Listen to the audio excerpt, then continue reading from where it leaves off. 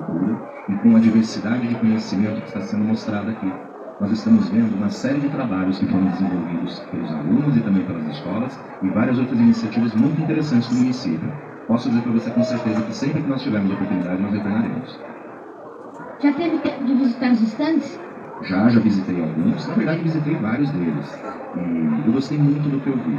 Em especial, os que eu mais gostei foram aqueles em que eu pude ver as crianças apresentando. Porque aí de fato a gente consegue ver o quanto as crianças têm capacidade de criar, de inovar e de produzir conhecimento e tecnologia. Na sua opinião, o que este evento pode representar para a educação de Londrina? Eu entendo que esse evento contribui em 3 sentidos. O primeiro deles para mostrar o estoque de conhecimento e de capacidade que já existe. O segundo, para promover trocas de experiências, troca de ideias, troca de resultados. Em terceiro lugar, para fazer com que sejam formadas novas parcerias entre as instituições de ensino, que estão aqui presentes, e outras instituições, como por exemplo a FAP, que é a instituição que eu represento, que também veio aqui participar. Então, eu acho que o evento promove muitas trocas. Troca de conhecimento, troca de saberes, troca de parcerias e troca de novos esforços.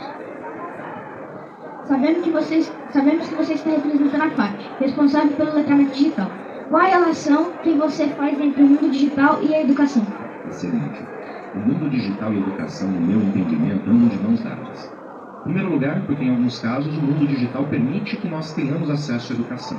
Por exemplo, durante a pandemia, muitas aulas só puderam ocorrer porque a tecnologia permitiu que os professores ministrassem as aulas e as crianças assistissem. Hoje também, a tecnologia permite que você possa visualizar algo com um pouco mais de completude. Então, por exemplo, é possível verificar órgãos do corpo humano, é possível verificar astros do sistema solar, e é possível também, em terceiro lugar, exercitar a criatividade.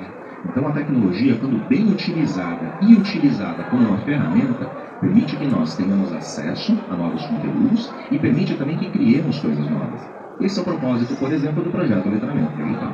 Ele ajuda todas as pessoas envolvidas a entenderem a tecnologia como uma ferramenta para se construir e produzir algo.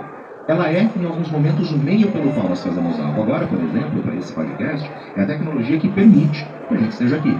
Mas ela também tem que ser uma ferramenta para ajudar a solucionar problemas do bairro, para ajudar a pensar em novos produtos, novos serviços, em promover inovação para que a sociedade evolua. Então, nesse sentido, você só consegue avançar se você tem educação. Investimento em educação sempre é o melhor. E quando você faz um investimento em educação aliado à tecnologia, eu diria que é uma combinação de muito sucesso. Você acredita que a educação hoje está atrasada em relação à era digital? Eu não diria atrasada. Eu acredito que, em alguns pontos, a educação talvez precise enxergar a era digital dessa maneira que eu falei. Era digital não é apenas você fazer uma aula remota, ou ao invés de usar a lousa com giz, por exemplo, usar uma lousa digital ou outros tipos de ferramentas, de equipamentos. Era digital é compreender como algumas informações, alguns dados que são produzidos, alguns conteúdos que são gerados, podem ter valor para a educação e de que maneira melhor aproveitá-los. Vou dar um exemplo para você de algo que eu acho muito legal. Às vezes, algumas crianças desenvolvem jogos usando sistemas. O jogo, por si, existe de diversas formas. A gente pode jogar amarelinha, a gente pode jogar xadrez, a gente pode jogar damas. Mas quando você usa a tecnologia para fazer isso, de outra forma, né, se você fosse fazer, por exemplo, a amarelinha, você teria que desenhar. Usando a tecnologia, você tem que aprender outras ferramentas. Esses são conceitos, saberes e habilidades que a escola ajuda a desenvolver junto dos seus alunos. Então, nesse sentido, eu não entendo que haja um atraso. O que talvez precise ser feito é apenas um olhar um pouco diferente a respeito de como a tecnologia pode ser utilizada. Em relação ao projeto Letramento Digital, o que podemos esperar? Bom, em primeiro lugar, criatividade. Nós vamos, por meio da ação dos multiplicadores, em todas as aulas, trazer exercícios, atividades e até, de certa forma, alguns desafios para que os alunos possam conseguir avançar usando sempre a sua criatividade. Então nós vamos buscar estimular, em primeiro lugar, que a criatividade seja bem explorada. Em segundo lugar, o que pode ser esperado é que não há uma resposta certa. Várias respostas podem ser certas, assim como vários caminhos. Então, o que a gente espera é que haja uma construção colaborativa do conhecimento entre alunos e multiplicadores. Em terceiro lugar, e aí é uma expectativa muito forte para todos nós, é que os alunos do projeto percebam que a tecnologia pode ser utilizada na realidade deles, para que eles possam criar soluções usando, por exemplo, papel, usando, por exemplo, uma caixa de sapato, uma caixa de cereal, uma caixa de leite, usando alguns conhecimentos que serão utilizados, que serão ministrados, e empregar isso para gerar soluções e gerar ideias que podem, eventualmente, resolver problemas da localidade da escola, da localidade em que as crianças vivem. Então, essa é uma maneira também das crianças olharem para os problemas ao seu redor, olharem para a realidade que possuem e pensar em maneiras de resolver esses problemas ou até de melhorar aquilo que já está bom. E aí, por último, o que a gente espera é poder, de fato, contribuir para que todos os alunos entendam que a criança deve poder fazer aquilo que ela quer. Ela deve poder ser e buscar ser aquilo que ela quiser. Não deve haver nenhum tipo de crença limitante. A criança deve buscar explorar todo o seu potencial na maior extensão. E, por fim, a gente espera que seja muito divertido, que a gente possa ter vários momentos de risadas e boas memórias. Qual sua formação? Eu sou formado em Ciências Jurídicas e Sociais. Então, durante algum tempo eu advoguei. Durante aproximadamente 10 anos eu fui advogado no setor de Direito da Tecnologia da Informação. E desde 2006, ou seja, há mais ou menos 7 anos, eu exerço uma atividade que é de gerência de projetos no setor de Tecnologia da Informação. Junto com isso, eu faço outras atividades como executivo de governança e compliance da instituição que eu represento, a FAI. Além da era digital, você acredita que houve mudanças entre o modelo de ensino atual com o modelo de ensino de quando você estudou? Certamente.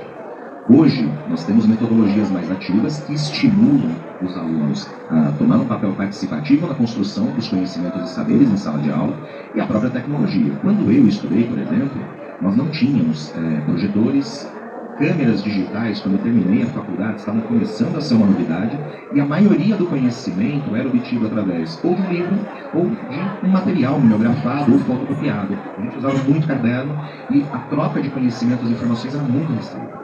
Hoje nós temos acesso a um sem número de informações. E isso faz com que a gente tenha muito mais oportunidades de explorar a educação, como eu falei há pouco, respondendo a outras perguntas. Acredita que essas mudanças foram para melhor? Eu acredito que sim.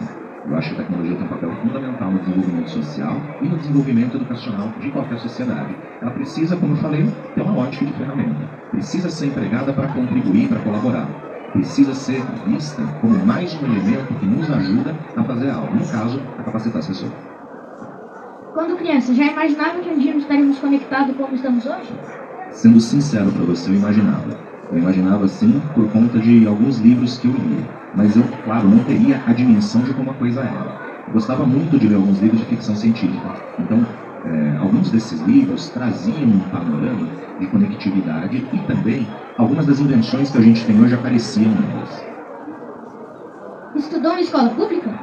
Não, eu estudei apenas no meu mestrado. Comecei a fazer um mestrado em Política Científica e Tecnológica e aí estudei numa universidade pública. Na época da escola, teve alguma professora ou algum fato que te marcou? Sim. Eu sempre gostei muito de história. E eu tinha uma professora, Dona Helenice, que ministrava a história com paixão. Ela conseguia fazer com que nós enxergássemos o que eram os eventos históricos, principalmente em história do Brasil. Ela me marcou bastante. Outra professora que me marcou muito também foi a professora Eiko, de matemática. Ela era uma pessoa muito sábia, muito apaixonada pelo que fazia e teve uma série de momentos em que passou para nós lições de vida. Eu tive vários professores a quem eu devo agradecer, mas esses 2 professores deixaram uma marca interessante porque justamente foram professores com quem eu tive aula. Na minha época a gente chamava de outra forma, eu ainda estava no que hoje é o ensino básico, seria o equivalente hoje da primeira à 4ª série e da 5ª à 7ª série. Então, foram pessoas que me marcaram bastante e ajudaram definitivamente na minha trajetória, tanto a gostar mais de história, sou apaixonado pelo tema, quanto também para pensar nas lições de vida que a professora Eiko trouxe. Então, deixo aqui minha gratidão eterna. Como você era quando aluno? Bagunceiro ou dedicado? Eu era dedicado, eu sempre gostei de estudar, gostava muito de história, gostava muito de geografia. Tive uma época um pouco bagunceira, assim, mas isso daí a partir, talvez, do ensino médio atual. Mas eu sempre fui um bom aluno, sempre gostei de estudar, sempre fui dedicado. Acho natural, às vezes a gente fica um pouquinho mais agitado. Qual era a sua disciplina preferida? Acho que eu acabei respondendo um pouquinho. Enquanto eu estava no equivalente ao ensino fundamental, definitivamente era história. Mas eu posso falar de outras que eu gostava também? Sim. Eu gostei muito de geografia, na parte de geopolítica. Gostei muito de português, na parte de literatura. Gostei muito de física, na parte que nós estudávamos movimentos celestes, astronomia.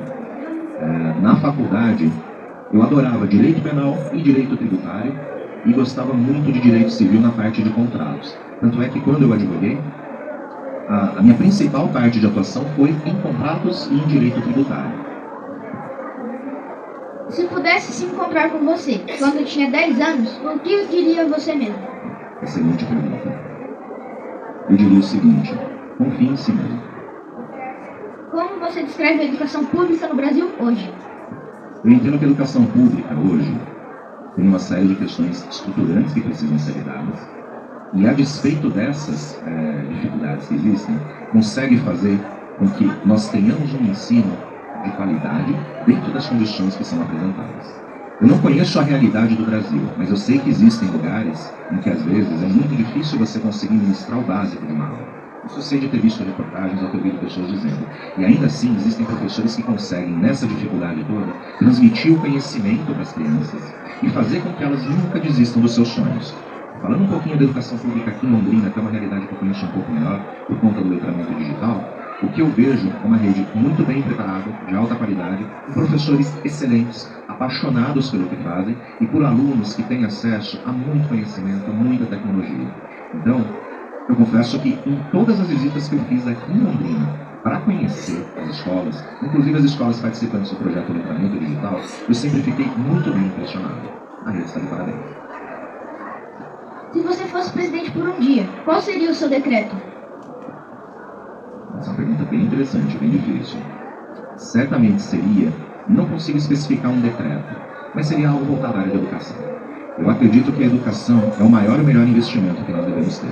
Quando é muito levado a sério, eu vejo políticas como, por exemplo, essa do município, que mostram que a educação aqui é muito levada a sério, nós enxergamos o resultado em pouco tempo. Conhecimento é a melhor maneira de você conseguir fazer o que você quiser e é a melhor maneira de você entender como você pode ajudar o mundo ao seu redor. Então, se eu tivesse esse poder, certamente seria algum decreto voltado à parte educacional, provavelmente estabelecendo, não sei, algumas medidas ou algumas políticas públicas que reforçassem aquilo que já vem sendo feito. Se pudesse dar um conselho para nós, crianças, qual seria? Acredite nos seus sonhos. Nunca deixe de estudar e faça sempre bem. Agora é um jogo. Falaremos uma palavra e você tem que responder o que vem na cabeça com poucas palavras. Família. A coisa mais importante que existe. Lugar. Minha casa. Livro. Olha, interessante, eu estava conversando sobre isso. Olha, usei muitas palavras, desculpa, mas se contextualizar, estava conversando com um amigo. Eu gosto de muitos livros, mas um livro que me marcou bastante, inclusive durante a adolescência, e que eu recomendo a todo mundo que leia, é o Neuromancer do William Gibson. Ele fala bastante sobre tecnologia e ele mostra uma série de coisas que hoje nós estamos vendo e lá para a ficção científica. Desculpa, usei muitas palavras. Educação. Fundamental. Futuro. Construído por nós. Uma frase. Uma frase. Fazer alguém não tem preço. Augusto, Arthur, muito obrigada por essa entrevista. Nossa escola está numa expectativa muito grande. Segunda-feira a gente inicia com o letramento digital. As crianças estão muito empolgadas. Para finalizar, uma vez mais, obrigada pelo seu tempo dedicado a nós. Daqui a pouco a gente tem mais entrevistas. Obrigada, pessoal. Até mais. Muito obrigado pela oportunidade. Tchau.